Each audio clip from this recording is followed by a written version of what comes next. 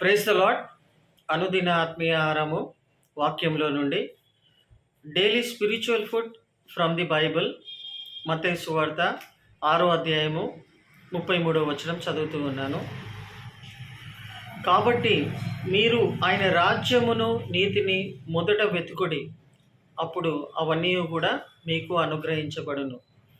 ఈ వాక్యము మీ అందరికీ కూడా తెలుసు, పరిచయం ఉన్నటువంటి వాక్యమే, తెలిసినటువంటి మాటనే మీకు మరొకసారి జ్ఞాపకం చేస్తున్నాను ఈ సమయంలో. ఎందుకు అంటే అవన్నీ కూడా మీకు ఏమేమైతే అవసరం ఉన్నాయో, ఏమేమైతే ఏ సమయాలలో నీకు కావాలనో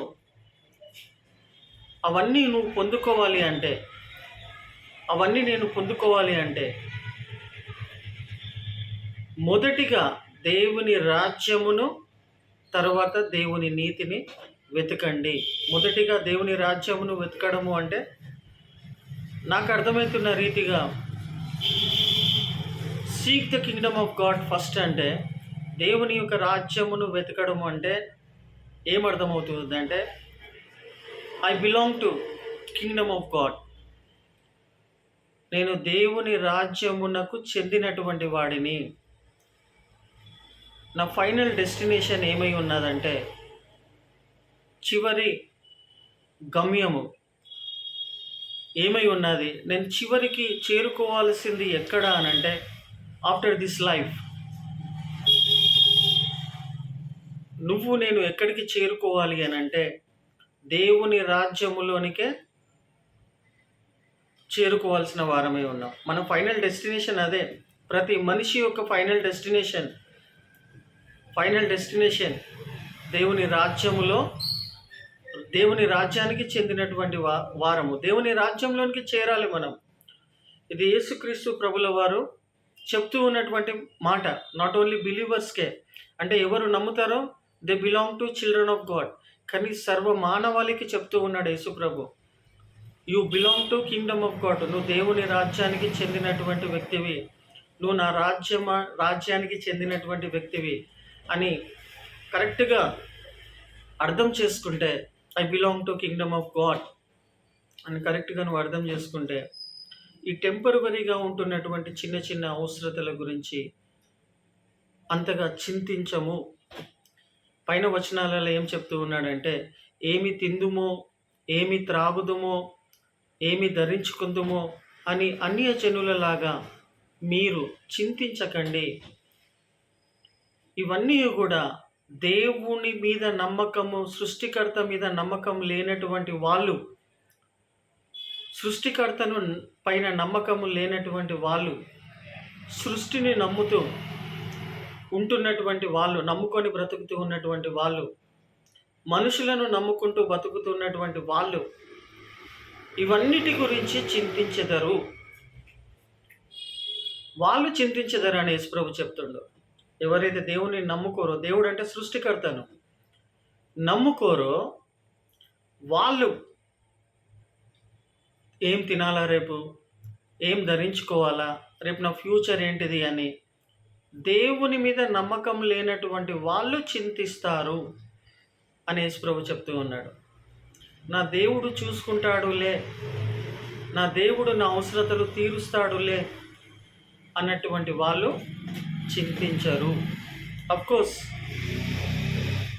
పెద్ద పెద్ద సమస్యలు నీ లోపల ఉన్నప్పటికీ, ఇప్పుడు పెద్ద పెద్ద ప్రాబ్లమ్స్ ఉన్నప్పటికీ కూడా, అర్థం కాని పరిస్థితి ఉన్నప్పటికీ కూడా, దేవుణ్ణి నమ్మినటువంటి వాళ్ళు చింతిస్తూ ఉన్నట్టయితే you are blaming the god. నువ్వు దేవుణ్ణి బ్లేమ్ చేస్తున్నావు. నా దేవుడు నాకు సహాయం చేస్తలేడు, నా దేవుడు ఈ సమస్యలోనే నన్ను ఎందుకు పెట్టి ఉన్నాడు. నువ్వు చింతిస్తున్నట్టయితే దేవుణ్ణి బ్లేమ్ చేస్తున్నటువంటి వ్యక్తి అవుతున్నావు. నాకు కూడా ఎన్నో ప్రాబ్లమ్స్ ఉన్నాయి. ఎన్నో మనిషి అన్న తర్వాత ఎన్నో ఎదుర్కోవాల్సి వస్తుంది, ఎన్నో భరించాల్సి వస్తుంది, ఎన్నో ఆశించాల్సి వస్తుంది. ఎన్నో సమస్యలలో ఉంటారు వాళ్ళు, ఉండరని కాదు. కానీ finally you belong to kingdom of God. నువ్వు దేవుని రాజ్యానికి చెందినవు అనే విషయం మర్చిపోతే ఈ పెద్ద సమస్యలు, ఎంత పెద్ద సమస్యలలో నువ్వు నేను ఉన్నా కానీ కూడా I belong to kingdom of God, దేవుని రాజ్యానికి చెందినటువంటి వాడిని నేను అని మంచిగా ఆలోచన చేస్తే, నమ్మితే ఈ పెద్ద సమస్యలు చిన్నగా కనిపిస్తాయని. నువ్వు ఎంత చేయాలనో అంత చేయగలుగుతాం మనం. సో యేసుప్రభు ఏమని చెప్తూ ఉన్నాడు? సర్వ మానవాళికి చెప్తున్నాడు, క్రిస్టియన్స్కే కాదు, మనుషులందరికీ చెప్తూ ఉన్నాడు యేసుప్రభు. ఏమని? దేవుని రాజ్యానికి చెందినటువంటి వ్యక్తివి నువ్వు. You belong to my Kingdom. నువ్వు నా రాజ్యానికి చెందినటువంటి వ్యక్తివి కాబట్టి నా రాజ్యము గురించి ఆలోచిస్తూ ఉండు. మరియు దేవుని నీతి ఈజ్ రైచియస్నెస్. రైచియస్నెస్ మీన్స్ ఆయన నీతి అనంటే వాక్యములో, దేవుని వాక్యములో తెలియజేయబడిన విషయం ఏమై ఉన్నదంటే, నోబడీ ఈజ్ పర్ఫెక్ట్ మ్యాన్. ఎవరు కూడా నీతిమంతులు కాదు, ఎవరు కూడా పర్ఫెక్ట్ పర్సన్స్ కాదు. ఈవెన్ దో దేవుని నమ్ముకున్నటువంటి వాళ్ళు కూడా, వాళ్ళు ఎంత పెద్ద వ్యక్తులైనా, ఎంత పెద్ద పాస్టర్లైనా, ఎంత నీతిమంతులుగా ఉండాలని ప్రయత్నం చేస్తూ ఉన్నా, అంటే నీతిమంతులుగా ఉన్న ప్రయత్నం చేస్తున్నా అనే మాటకు అర్థం ఏంటిదంటే,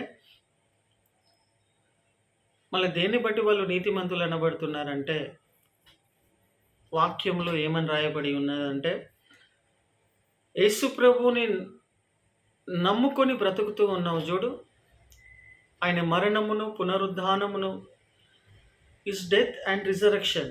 ఆయన మరణమును మరియు పునరుద్ధానము నమ్ముకొని బ్రతుకుతూ ఉన్నావు చూడు, ఆ నమ్మడం వల్ల నువ్వు నీతిమంతునిగా తీర్చబడుతున్నావు దేవుని కృపలో. అంతేగాని నువ్వు నేను ఎవ్వరు కూడా, no man on earth is a perfect man except Jesus Christ of Nazareth. So ఆయన నీతిని వెతుకుతూ ఉన్నట్టయితే మనం ఆయన నీతిమంతులుగా తీర్చబడ్డాం. ఆయన మరణ పునరుద్ధానములను నమ్ముతూ ఉన్నాం కాబట్టి దేవుని దృష్టిలో మనము నీతిమంతులము. ఎంత గొప్ప విషయం అది!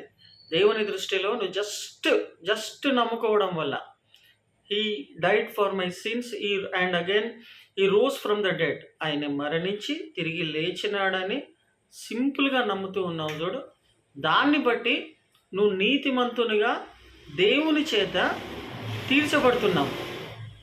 సో నేను దేవుని రాజ్యానికి చెందినటువంటి వాడిని, మరియు సీక్ హిస్ రైచియస్నెస్, ఆయన నీతిని వెతకండి.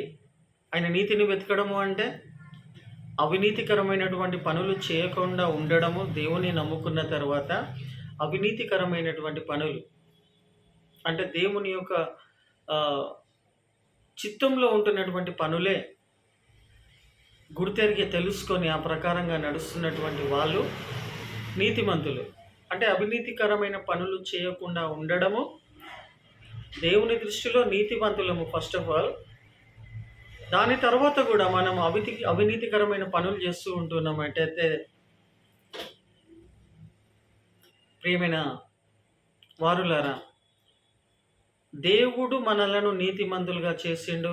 రెండో పాయింట్ ఏమై ఉన్నదంటే, we have to do his work. దేవుడు నిన్ను ఎందుకోసం ఏర్పాటు చేసుకున్నాడు అంటే, all the ways all the time we have to spread the kingdom of God. దేవుని యొక్క రాజ్యం వ్యాప్తి కోసము పనిచేసే బిడ్డలుగా ఉంటూ ఉన్నట్టయితే మనము నీతిమంతులుగా తీర్చబడిన దానికి సరి అయినటువంటి న్యాయం చేసినటువంటి వ్యక్తులం అవుతాం.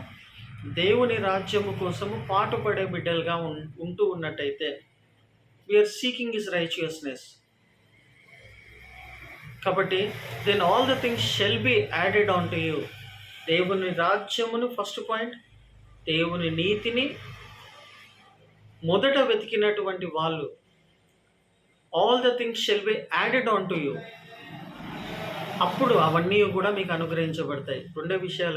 మూడే విషయాలను వాక్యం ద్వారా నేను మీకు జ్ఞాపకం చేస్తున్నా. ఫస్ట్ పాయింట్ ఏమై ఉందంటే, I belong to kingdom of God. నేను దేవుని రాజ్యానికి చెందినటువంటి వాడిని అనేది బాగా ఆలోచిస్తే ఈ భూమి మీద మనకి ఇప్పుడు ఎన్ని సమస్యలు ఉన్నా కానీ కూడా చిన్నగా కనిపిస్తాయి.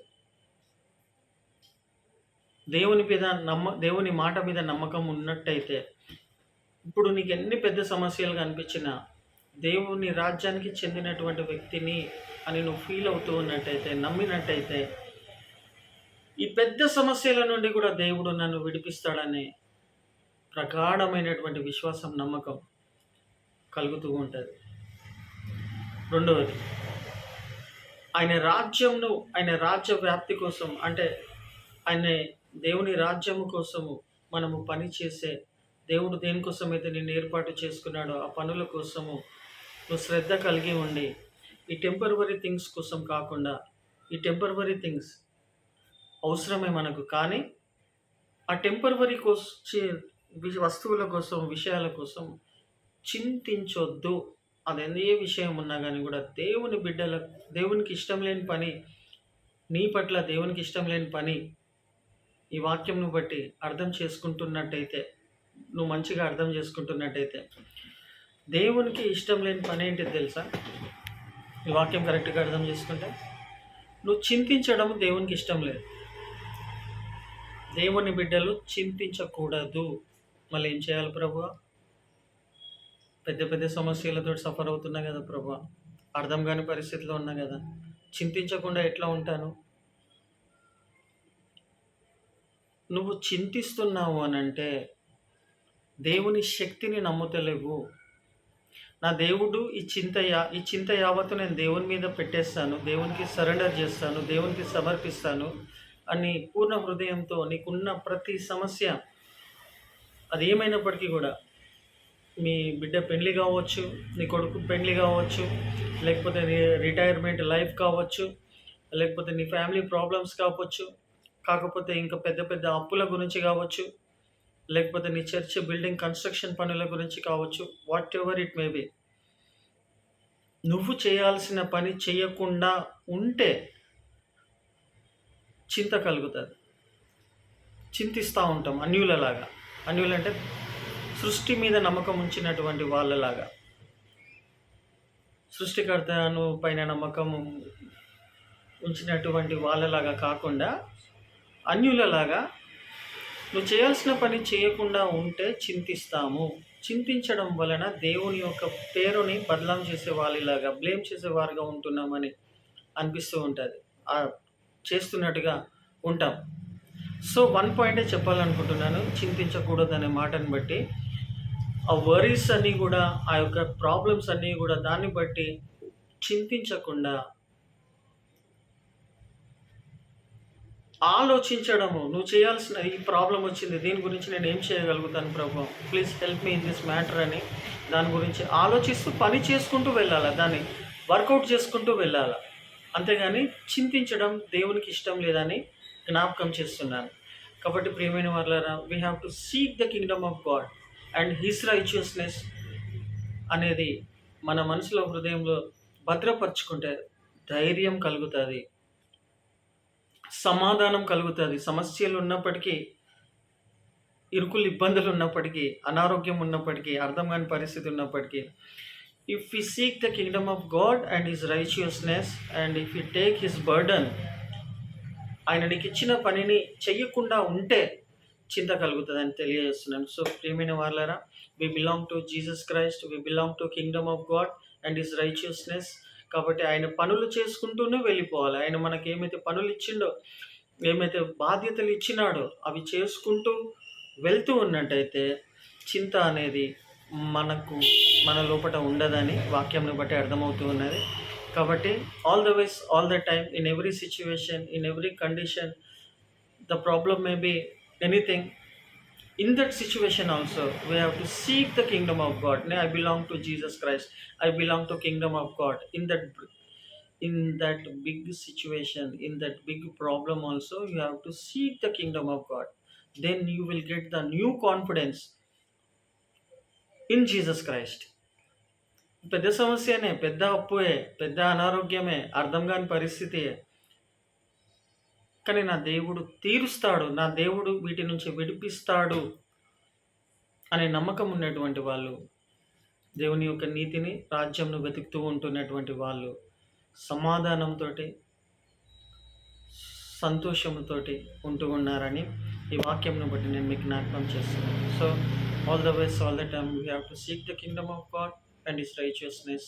దెన్ ఆల్ ద థింగ్స్ అన్నీ కూడా మనకు ఆయా సమయాలలో యాడ్ చేయబడతాయి, అనుగ్రహించబడుతుందని యేసు ప్రభుల వారు చెప్తున్న మాటను మీ అందరికీ కూడా నేను జ్ఞాపకం చేస్తున్నాను.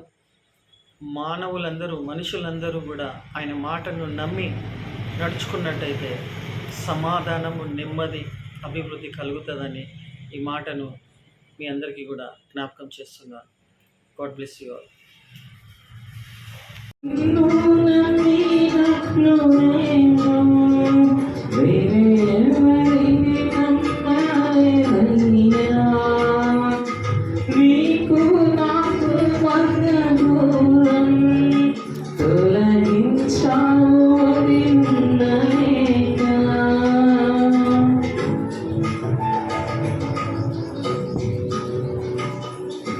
Thank you.